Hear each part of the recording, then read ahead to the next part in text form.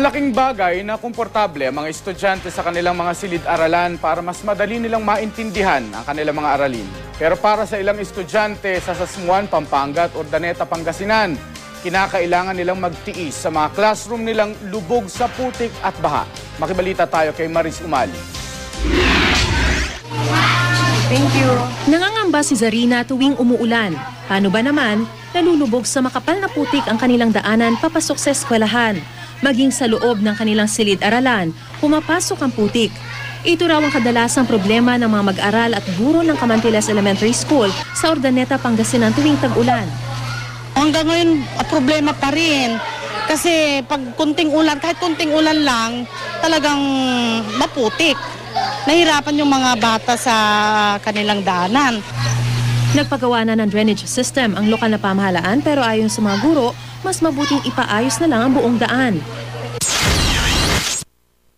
Baha naman ang problema ng paaralang ito sa Malusak Elementary School sa Sasmuan, Pampanga. Sa 15 classroom ng eskwelahan, siyamang lubog sa tubig at putik mula sa ilog. Ang iba pa nga rito hanggang dibdib ng taas ng tubig. Matatagpuan kasi ang barangay Malusak sa isang maliit na isla. At dahil napapalibutan ng tubig, parte na ng buhay roon ng high tide o pagtaas ng tubig sa ilog Pampanga. So, umulan o hindi umulan, pumapasok ang tubig? Pagka high tide po. Basta high tide? Basta high tide po. Papasok? Opo. Ano naman po itong mga ito? Bakit ang baba po ng bintana? Sa kakatambak ko, ma'am, dati yung mataas yan eh.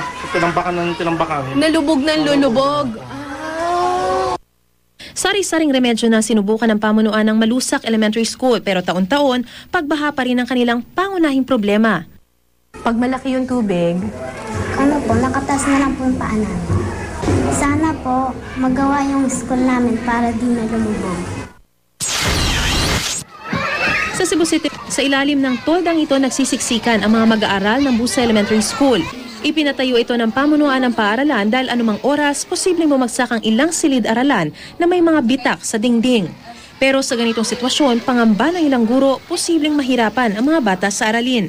Ang ilang learning doon naging distraction. So lisod yun para mo discuss labi na ingon aning panahon ting uwan Hunyo nya naalami sa tent para nako lisod yun. Ayon naman sa DepEd, may pondo na para magpatayo ng bagong classrooms pero patuloy pang negosasyon ng gobyerno sa may-ari ng bibilhing lupa. Maris Umali, GMA News.